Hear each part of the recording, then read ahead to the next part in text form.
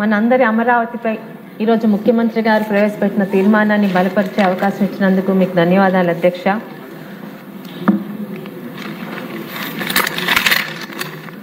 ఆంధ్రుల రాజధాని మనందరి రాజధాని అమరావతి అధ్యక్ష.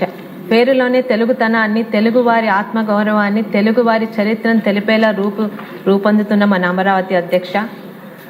ముందుగా అమరావతి నిర్మాణానికి మనస్ఫూర్తిగా సహకరిస్తూ ప్రపంచంలో ఏ రాజధానికి భూములు ఇవ్వని విధంగా చరిత్రలో తెలుగువారి భూములు ఇచ్చిన త్యాగనిరతికి తార్కాణంగా నిలిచిపోయిన అమరావతి రైతులకు, అలాగే వారి కుటుంబాలకు, ముఖ్యంగా గత ప్రభుత్వంలో ఎన్నో దాడులను ఎదుర్కొని మరి నిలిచిన అమరావతి మహిళలకు కూడా మనందరి తరపున, రాష్ట్ర ప్రజల తరపున పాదాభివందనం తెలియజేసుకుంటున్నాం అధ్యక్ష. అయితే ఇప్పటికే రాజధానిగా నిర్మాణం కావాల్సిన అమరావతికి అడ్డంకులు సృష్టించిన గత ప్రభుత్వాల గురించి కూడా ఇప్పుడు మనం మాట్లాడాల్సిన అవసరం ఉంది అధ్యక్ష.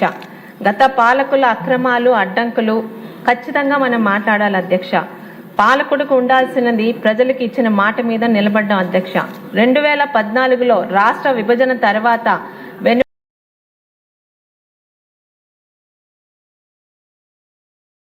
తెలిసి కూడా మన నవ్యాంధ్ర నిర్మాణానికి మనకంటూ ఒక సొంత రాజధాని ఉండాలన్న మాట మీద నిల్చొని అప్పటి మన ముఖ్యమంత్రి గారు, ఇప్పటి ముఖ్యమంత్రి గారైన చంద్రబాబు నాయుడు గారు ఒక పాలకుడిగా తీసుకున్న నిర్ణయాలు అధ్యక్ష. రాజధాని లేని రాష్ట్రము సొంత ఇల్లు లేని కుటుంబం లాంటిది అధ్యక్ష. 10 సంవత్సరాలుగా ఉన్నప్పటికీ కూడా రాష్ట్రం పట్ల నిబద్ధత ఉన్న ముఖ్యమంత్రిగా రాజధానికి సంకల్పం చేశారు అధ్యక్ష. అధికారంలో ఉన్నాం కదా అని ఆయన తన సొంత నిర్ణయాలు తీసుకోలేదు అధ్యక్ష. ఒక కమిటీ, శ్రీకృష్ణ కమిటీ సారథ్యంలో అన్ని నిర్ణయాలు జరిగాయి అధ్యక్ష.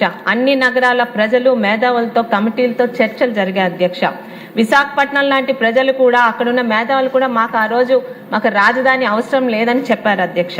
సశాస్త్రీయంగా జరిగిన అనేక చర్చలు, సమావేశాల తర్వాత అందరి ఆమోదంతో నవ్యాంధ్ర రాజధానిగా అమరావతిని నిర్ణయించాం అధ్యక్ష.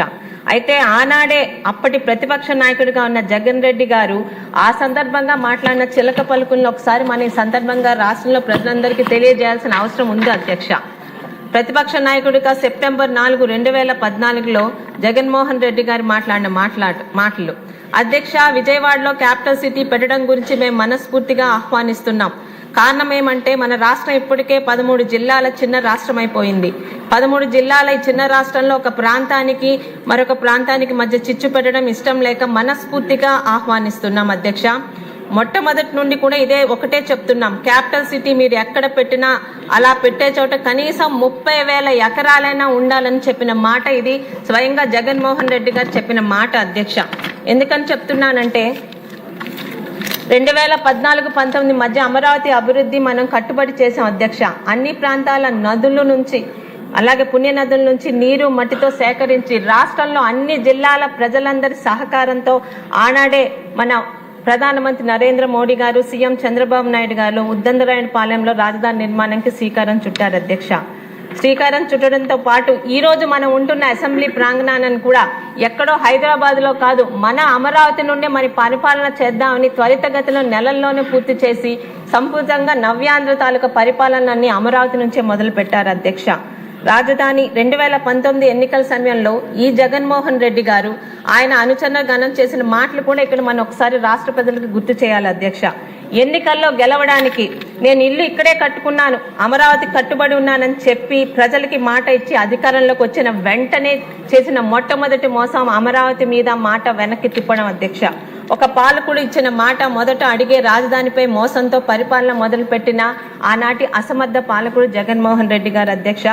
5 సంవత్సరాలు రాజధానిపై కుట్రలు, ఆయన వికృత మనస్తత్వాన్ని రాష్ట్ర ప్రజల పట్ల, రాష్ట్ర రాజధాని పట్ల ఆయన కుట్రని ప్రజలకు అర్థమయ్యేలా మనం చెప్పాల్సిన అవసరం ఉంది అధ్యక్ష.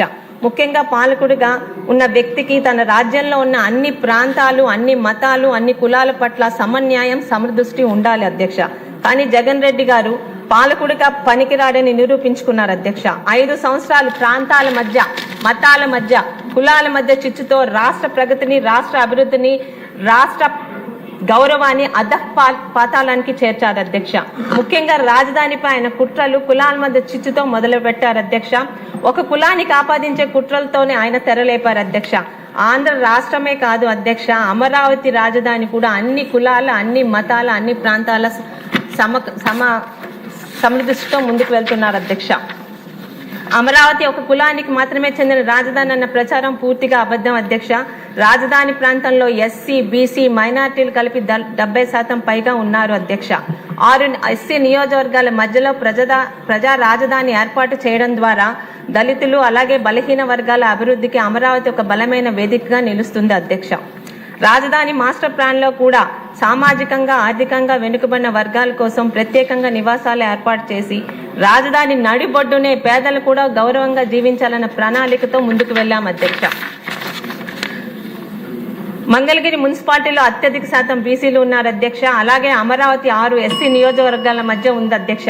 అమరావతికి దక్షిణంగా తాడికొండ, ఉత్తరంగా పత్తిపాడు, నందిగామ, తిరువూరు, వీటి బట్టి అర్థమవుతుంది అధ్యక్ష అమరావతి అన్ని వర్గాల వారికి, అన్ని మతాల కులాల వారికి కూడా సమన్యాయంతో ముందుకు వెళ్తున్నాను అధ్యక్ష. అలాగే ఈ సందర్భంగా పెద్ద మనుషుల ఒప్పందాన్ని ఒక్కసారి మనందరికీ గుర్తు చేయాల్సిన అవసరం ఉంది అధ్యక్ష. 1956లో తెలుగు భాష ప్రాతిపదికంగా ఉన్న రాష్ట్రాల అన్ని కలిపి ఒక రాష్ట్రంగా ఉండాలన్న దీనితో కోస్తా, రాయలసీమ, తెలంగాణని కలిపి ఒక రాష్ట్రంగా ఆంధ్ర రాష్ట్రంగా ఏర్పాటు చేశారు అధ్యక్ష. ఫిబ్రవరి 20, 1956లో ఒక ఒప్పందం చేసుకున్నాం అధ్యక్ష, పెద్ద మనుషుల ఒప్పందం. తెలంగాణ తరపు నుండి బురుగుల రామకృష్ణారావు గారు, కేవి రంగారెడ్డి గారు, మల్లి చెన్నారెడ్డి గారు, జేవి నరసింహరావు గారు, అలాగే ఆంధ్ర తరపున నీలం సంజీవరెడ్డి గారు, బెజవాల గోపాల్ రెడ్డి గారు, అల్లూరి సత్యనారాయణ రాజు గారు, సర్దార్ గౌతులక్ష్మి గారు ఉన్నారు అధ్యక్ష. ఆంధ్ర రాష్ట్రం ఏర్పాటైన కొత్తలో రాజధాని విషయంలో రాయలసీమ వారు కర్నూలు అనగా కోస్తా నాయకులు విజయవాడ, గుంటూరు మధ్య ఉండాలని ఆనాడే ప్రతిపాదించారు అధ్యక్ష. దానికి కారణం విజయవాడ, గుంటూరు మధ్య మొత్తం రాష్ట్రానికి మధ్యలో ఉంటుంది. అలాగే కృష్ణానది నీటి లభ్యత రాష్ట్రానికి మధ్యస్థంగా ఉండడం వల్ల, కానీ ఆ రోజున్న పరిస్థితుల వల్ల, తెలంగాణ నాయకుల ఆధిపత్యం వల్ల మరియు నిజాం నవాబుల తాలూకా బిల్డింగ్స్ అక్కడ ఉండడం వల్ల ఆ రోజు రాష్ట్ర రాజధాని హైదరాబాద్కి వెళ్ళింది అధ్యక్ష. మరి ముఖ్యంగా ఈ రోజు ఈ చారిత్రాత్మక నగరం అమరావతి మళ్ళీ చంద్రబాబు నాయుడు గారి సారథ్యంలో అది ముందుకు వెళ్తున్నందుకు, నిర్మాణాత్మకంగా ఈ రోజు అదొక బిల్లుగా వస్తున్నందుకు, ఈ సమావేశంలోని ముఖ్యంగా ఈ బిల్లును ప్రవేశపెట్టేదానికి బలపరిచే అవకాశం నాకు ఇచ్చినందుకు మీ అందరికీ ధన్యవాదాలు తెలుపుకుంటున్నాను అధ్యక్ష. జై హో అమరావతి.